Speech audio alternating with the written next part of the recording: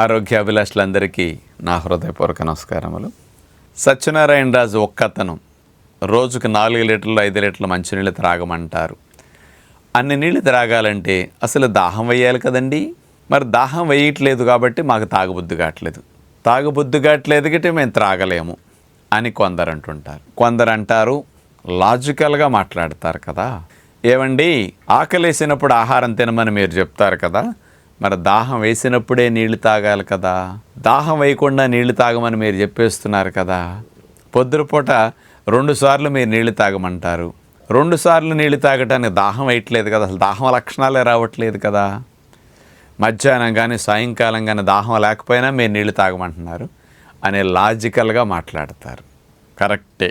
ఈరోజు మీకు దాహం వేయకుండా నీరెందుకు తాగాలి దాని మీద సైంటిఫిక్ వివరణ ఇస్తా. ఆకలి వేసినప్పుడే ఆహారం తినాలి, ఆకలి వేయకుండా అస్సలు ఆహారం తినకూడదు. కానీ దాహం వేయిపోయినా నీరే తాగాలి ముందు. ఈ రెండిటి మీద మీకు చాలా స్పష్టమైన అవగాహన అంటే వింటే మీకు ఎంత మంచి పని చేస్తున్నాం. 4-5 లీటర్ల నీళ్లు తాగి దాహం వేయకుండా నీరు ముందు తాగటం వల్ల ఎన్ని లాభాలు ఉన్నాయి, బాడీకి దాహం అనే సిమ్టమ్ రాకుండా నీళ్ళు ఎందుకు తాగాలి అనే దాని మీద అవగాహన. ఆహార పదార్థాలు మనకి రక్తంలో ఎక్కువైనప్పుడు ఎమర్జెన్సీకి 4 గంటలు 2 గంటలు లేట్ అయినా అందుబాటులో ఉంచడం కోసం లివర్ ఏం చేస్తుంది, ఎక్కువైన గ్లూకోజ్ని సుమారుగా ఒక 500 గ్రాముల వరకు గ్లూకోజ్ని గ్లైకోజన్గా కన్వర్ట్ చేసేసుకుని స్టోర్ చేసుకునే కెపాసిటీ ఉంటుంది. మీరు ఆకలేసినప్పుడు 2 గంటలు తినపోయినా 4 గంటలు తినపోయినా మరి ఇబ్బంది లేదు, ఎందుకంటే రిజర్వ్లో ఉంది. ఆ గ్లైకోజన్ మళ్ళీ గ్లూకోజ్గా మారి వెంటనే వచ్చేస్తుంది. ఆ ఫెసిలిటీ ఆహారానికి ఉంది. అందుకని ఆకలేసినప్పుడే తినాలి. ఆకలేయకుండా తింటే హార్మోన్స్ రిలీజ్ కావు. ఆహారం అరిగించడానికి ఎంజైమ్స్, గ్రెలిన్ అనే హార్మోన్, ఇక పొట్టాప్రేగుల్లో కదలికలు ఇవన్నీ ఆకలేసినప్పుడే ఉంటాయి, ఆకలి వేయనప్పుడు ఉండవు. కాబట్టి ఆకలి వేయకుండా తినకూడదు. ఒకవేళ ఆకలేసినప్పుడు లేట్ అయినా నష్టం లేదు, రిజర్వ్ ఉంది కాబట్టి. ఇంకా కావాలంటే ఫ్యాట్ కింద స్టోర్ అయ్యింది, అది ఫ్యాట్ది మళ్ళీ గ్లైకోజన్ నుంచి గ్లూకోజ్ ఇలా కన్వర్షన్ చేసి బాడీ వాడుకోగలుగుతుంది. ఆహారాన్ని అట్లా లివర్లోనూ ఫ్యాట్ సెల్స్లోనూ స్టోర్ చేసుకునే కెపాసిటీ ఉంది.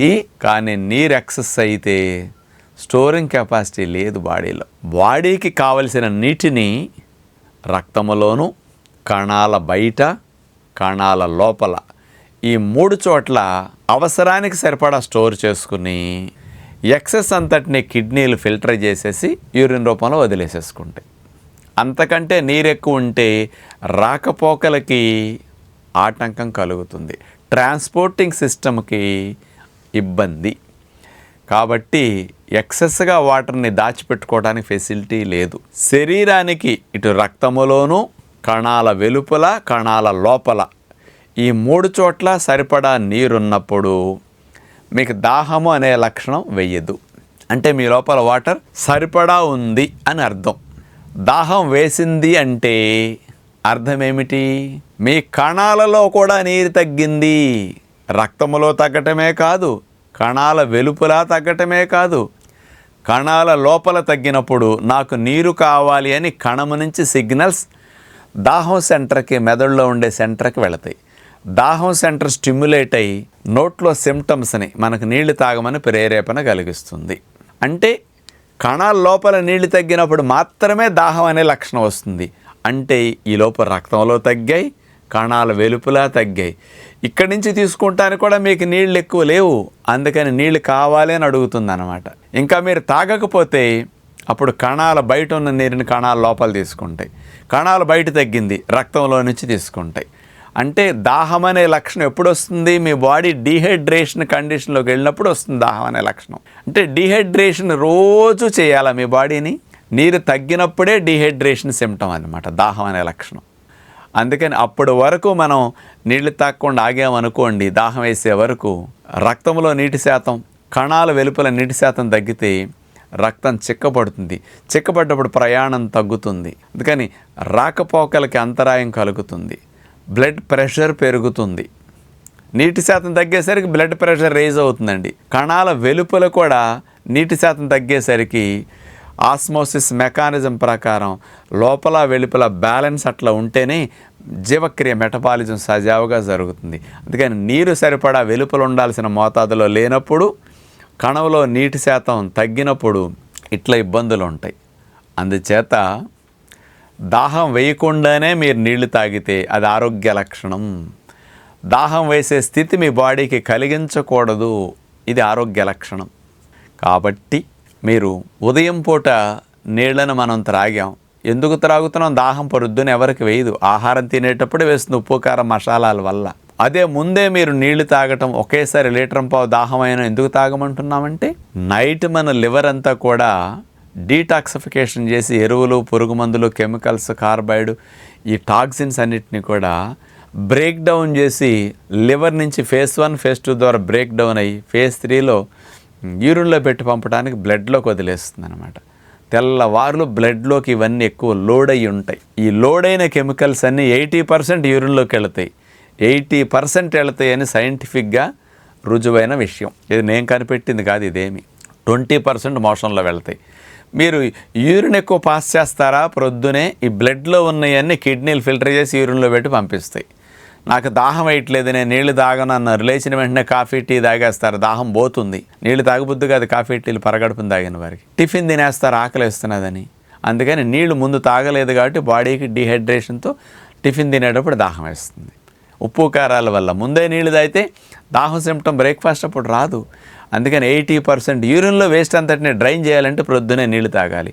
లీటర్ పావు నీళ్లు తాగేస్తే ఈ తోపుడికి మనం రమ్మన్నప్పుడు ప్రొద్దునే మోషన్ వస్తుంది. అందుకని నేను ప్రొద్దునే లీటర్ పావు నీళ్లు తాగమంది. అటు బ్లడ్ ప్యూరిఫికేషన్కి, లివర్ డీటాక్స్ చేసిన వేస్ట్ అంతా 80% యూరిన్లో వెళ్ళటానికి, ఈ నీళ్ల తోపుడికి మలం బయటికి వెళ్ళటానికి 2 బెనిఫిట్స్ కోసం త్రాగమన్నాను. ఒకసారి నీరు త్రాగితే సరిపోతుంది కదా అంటారు చాలామంది. ఒకసారి త్రాగితే కొంతే మోషన్ వెళ్ళింది, మిగిలింది బోల్డ్ స్టాక్ ఉంది. దీన్ని రాత్రికో రేపొద్దుటి దాకా స్టాక్ పెట్టి డ్రై చేసుకుంటున్నారు. ఉద్యోగ వ్యాపారంలో డే టైం మనకు రాదు. అందుకని ప్రొద్దునే రెండోసారి పని తీరాలని మొదటిసారి మోషన్ అయ్యాక 2 గంటల గ్యాప్ ఇచ్చి మళ్ళీ రెండోసారి లీటర్ పావు నీళ్లు తాగేసేయండి అంటున్నాను నేను. రెండోసారి మోషన్ వెళ్తే ప్రేగులు మొత్తం ఎక్కువగా ఖాళీ అయిపోతాయి. రెండోసారి త్రాగిన నీరు బ్లడ్లోకి వెళ్ళి మీ బాడీని బాగా హైడ్రేట్ చేస్తుంది.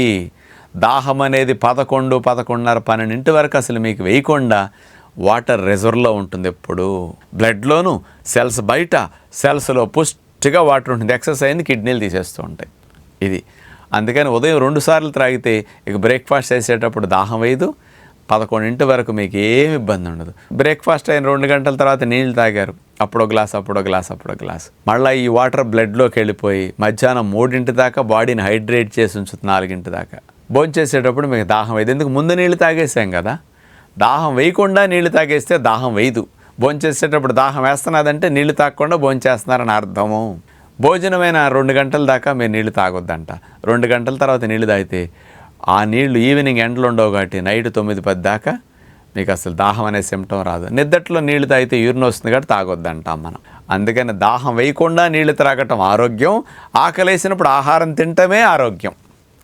లాజిక్ రెండింటికి తెలిసింది కాబట్టి ఇకనైనా దాహం వేసినా వేయిపోయినా టైం ప్రకారం ఇట్లా నీళ్లు తాగి బాడీని హైడ్రేట్ చేయండి. అట్లా బాడీ హైడ్రేషన్లో ఉంటే హెల్దీగా జీవక్రియలు జరుగుతాయి. ట్రాన్స్పోర్టింగ్ సిస్టమ్ రాకపోకలు సవ్యంగా జరుగుతాయి. శరీరం లోపల స్నానం చేసినట్టు మీ బాడీని శుద్ధిగా ఉంచుకోవడానికి నీరు జీవనాధారం, ప్రాణాధారం అని మరవకుండా నీరు త్రాగండి 4-5 లీటర్లని విజ్ఞప్తి చేస్తూ నమస్కారం.